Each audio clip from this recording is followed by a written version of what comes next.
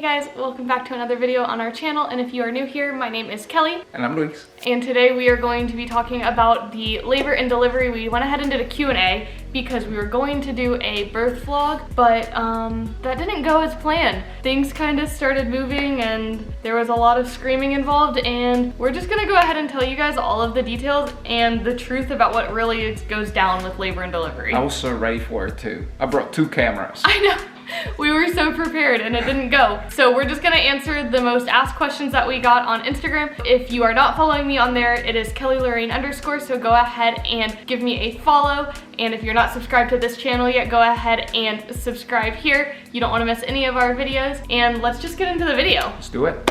Okay, so let's just start with like the most basic question in case anybody new is here. So one of the questions that we got asked a lot was, what is the baby's name and who came up with it? So we do have a video where we went ahead and did a name reveal. However, a lot of people started to get confused because of the way that the I is written on TikTok. So her name is Isla. We actually came up with it because of Thea. So she's kind of the one that chose it. She was the one that came up with the idea, or gave us the idea, because she kept saying Isla for I love you. And we thought it was really cute. And then we were like, wait, that's like the perfect baby girl name. And we couldn't figure out anything for what we agreed on. So it kind of stuck and we went with it, and that is her name. So and I love it. Yeah, me too. So it is Isla, not Lila, like a lot of people think. Isla. But yeah, so that's who came up with that. And then the next question is, was the delivery natural or did you get an epidural? And I went completely natural. No pain medication at all. No medication at all.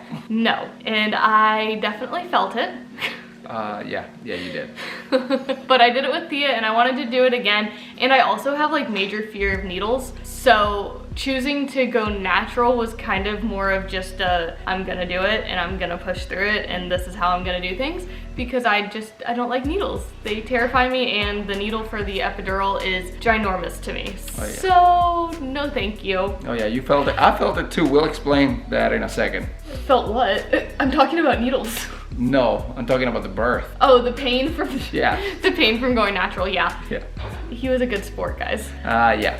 So how long were you in labor for and how long did you push? So I think we would say roughly 6 hours total of like active labor. My water broke earlier that day and I was still at like 2 centimeters and I wasn't progressing. There was no like painful contractions or anything. My body was just kind of chilling. But then when things started going, they started going. Oh yeah. And I would say about 6 hours was how long I was in active labor, which is roughly what I was for Thea too. When I get into the whole active labor part, my body just starts to go. Oh yeah. And then for pushing, I only actually pushed for a total of 6 minutes. It was quick. Yeah. It was pretty quick. I mean, it seemed like I was there for an hour throughout the whole process of her pushing, but it wasn't that long. No, it was only 6 minutes, which is funny because it was only 6 minutes for Thea as well. So both of them were pretty quick deliveries, which I'm thankful for. Next question. Did you tear? Yes, I did, but thankfully this time I only had a 1st-degree tear and I was given the option to either get stitches or not to get stitches and let it heal naturally. Like I already said, I am terrified of needles, so I opted to just let it heal on its own. That is where we're at. I am about 1 month postpartum now and it is healing not quite as quickly as it would have with stitches. I had a 2nd-degree tear with Thea and I got stitches on that, and that definitely healed a lot quicker, but I'm totally okay with all of the natural, my body just doing its own thing right now with all of this and not having to get the extra stuff. Oh yeah, when you said natural, you meant it. Like, I did. The least medical intervention possible. Yeah, they gave me, I think the only thing that they were able to get me to take was a nausea medication after the birth. So I had nausea medication and then I was rotating Tylenol and ibuprofen for pain from the contractions that happen after you deliver as your uterus is starting to go back down to size. So that was it. It wasn't... Which helps with the entire process. Yeah. You know, even when it came down to how long we spent in the hospital and us leaving the hospital. Yeah. Like it was you know, since there was not a lot of medical intervention, she didn't have to spend a whole lot of time in the hospital. Right. So, I mean, I definitely talk to your doctor and do what's best for you, but for me, it was to go natural and to go the least medically required route as far as like pain medication went. Next question was, what was her weight? So, as I already told you guys, I went completely unmedicated. So she was 8 pounds, which is a 3-pound difference from Thea. And it looked like all that weight was on her head. That was a big baby when she came out. She was chunky. She's still chunky. Thea was so tiny. She was like this little 5-pound, 11-ounce baby. And then here comes Isla, all 8 pounds with rolls everywhere. It was the cutest thing. Thea was so tiny and like skinny looking almost. And I will hold it just in one hand with no issues. Her entire body will feel in just my hand. But Isla was so chunky. I really liked having like both of them. So it's kind of fun to have a chunky baby now. Oh yeah. All right, next question. Did she come earlier or later than you expected? So for me personally, she came later. I was convinced she was gonna come around 37 weeks. She came at 39 weeks and 2 days. Yes? Is that your answer? I was doing math on my head. It was taking me forever to figure out what was the difference. But yeah, it was a little later than we all expected, a little bit earlier. Yeah, we were all prepared for it to happen earlier, and she stayed cooking, and I definitely was like, you can come out whenever you're ready. Everyone's telling me that you're gonna be an 8 to 9 pound baby. No, she was getting Go out. Nice and big for you. That's what she was doing. Oh yeah, she definitely was.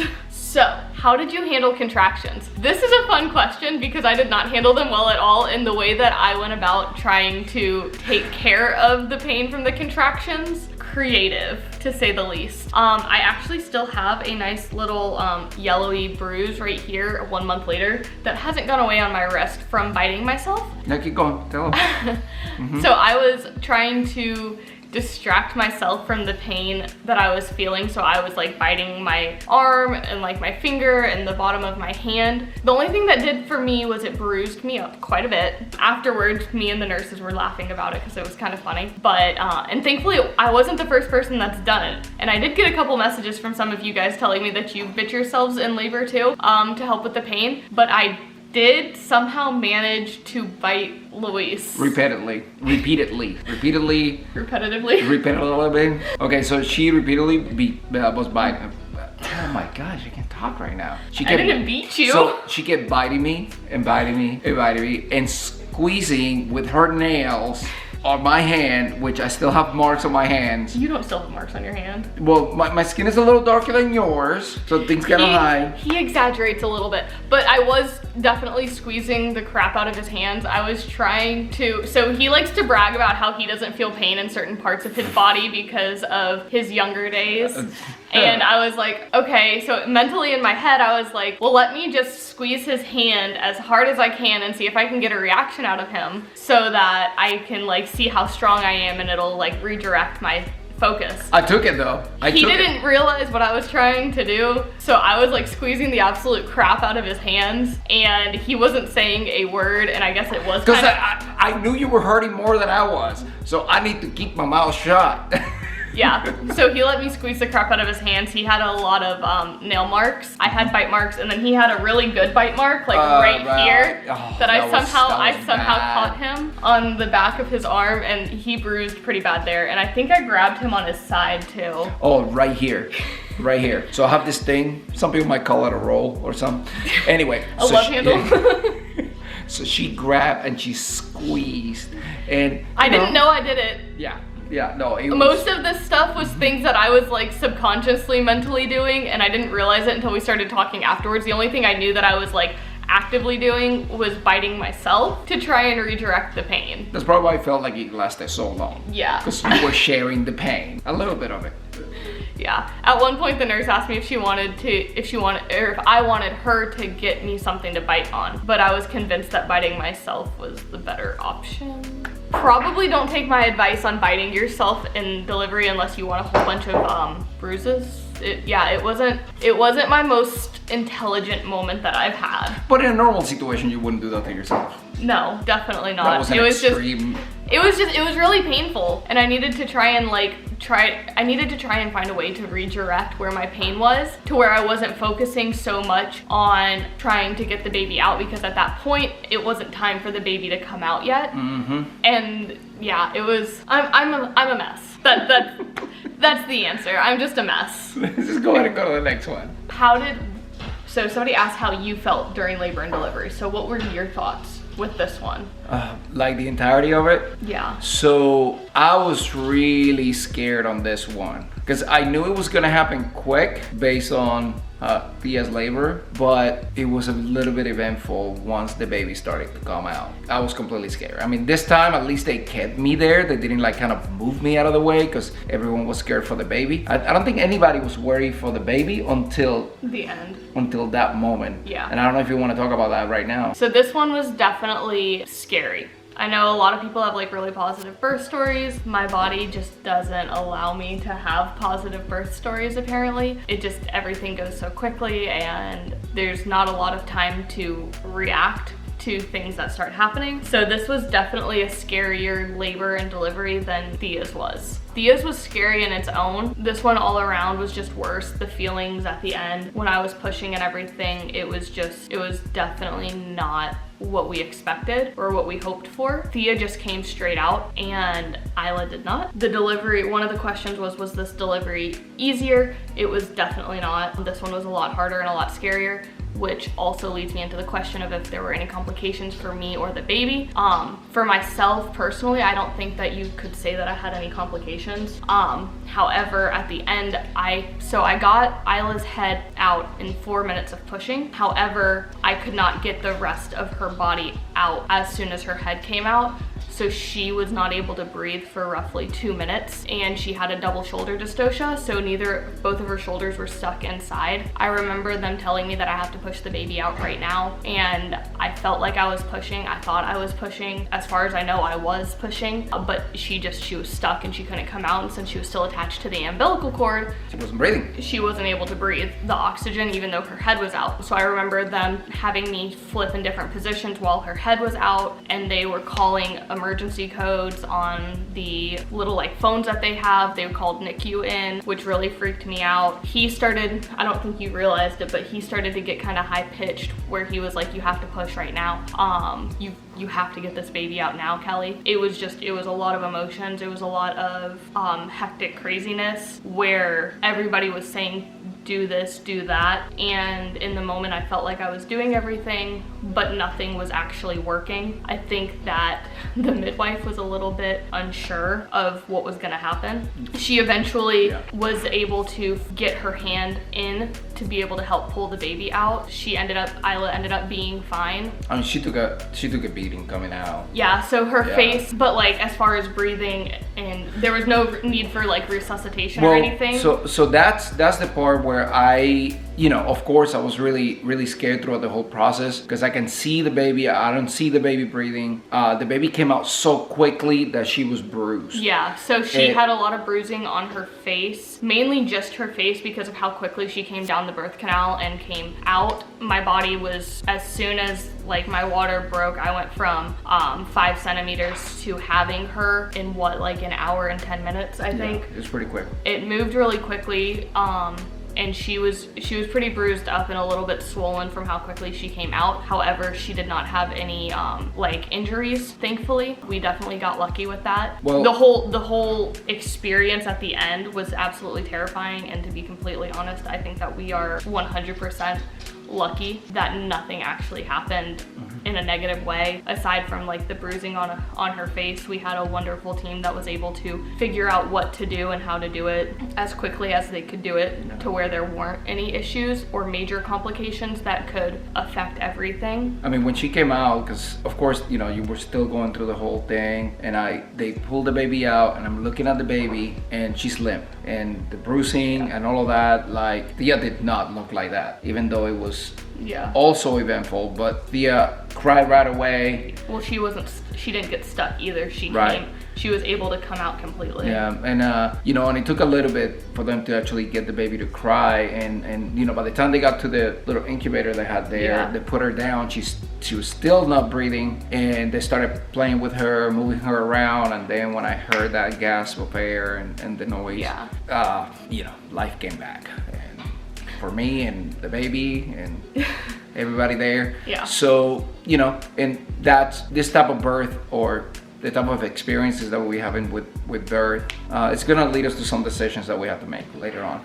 Yeah, definitely, because neither of these births were something that we could have planned for or want to experience again. We were definitely hopeful that things were going to go differently for us this time around. My personal opinion is I think that things went a little bit worse this time compared from Thea's birth. That is one of the other questions that people were asking, because I know a handful of you guys had heard me when I had talked previously saying that if we have any more kids, it's going to depend on how this delivery goes, because Thea's was really terrifying, and it left me really anxious feeling about delivery and pregnancy and everything in general. This one only made it worse for me. So my personal decision, at least as of right now, and I don't see it changing, but you never know what could happen, but I really don't think that it's going to change, is that we are not going to be having any more kids. I think we've pushed our luck, to be quite honest.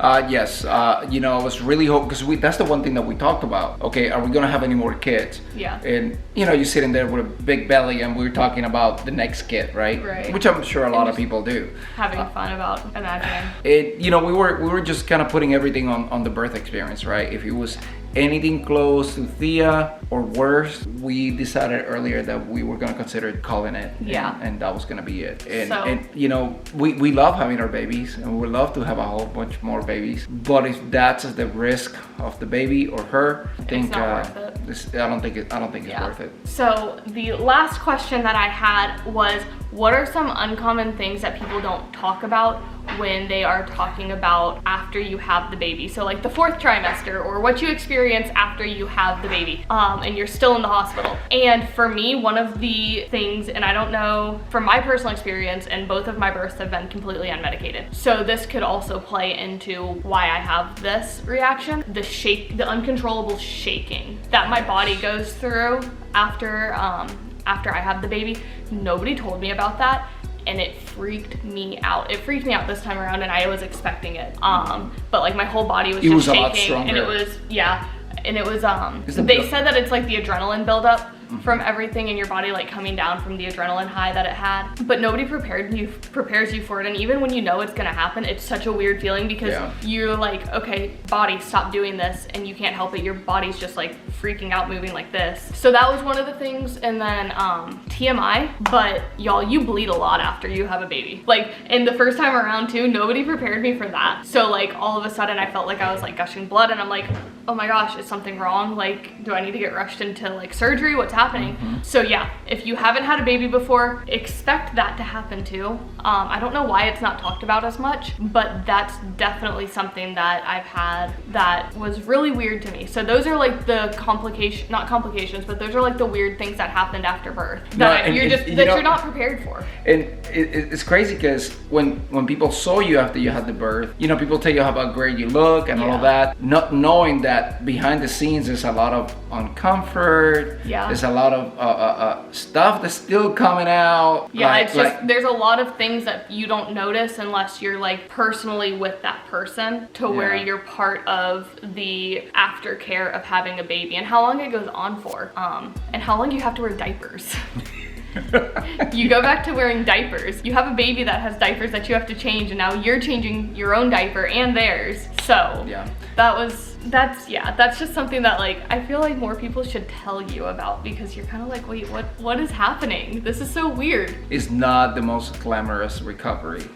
Yeah, it's definitely not. Everybody who hypes it up to be glamorous, you are wrong. It is not glamorous. Share those behind the scenes. So do we have any more questions? Where are we at? No, that's it. Those are the questions. All right, so that wraps up the questions that we had for you guys that we wanted to answer. So I really hope you enjoyed it. It was fun sharing this, even though things did get a little bit sad and kind of like just not so fun. at the end of this, but we did want to go ahead and share at least our truth about labor and delivery and the things that we experience, just because I feel like some of this isn't talked about. Everybody always talks about the positive sides of everything, and I wanted to go ahead and be the voice for the people that go through the struggles as well, and just share this different side of labor and delivery, because as beautiful and as fun and as cool as it is, there's also a lot of other sides to it, and some of them are just not fun, and they're scary and just not enjoyable. I think we're gonna wrap this video up, and we will go ahead and see you guys in our next video. Don't forget to go ahead and subscribe. Bye guys.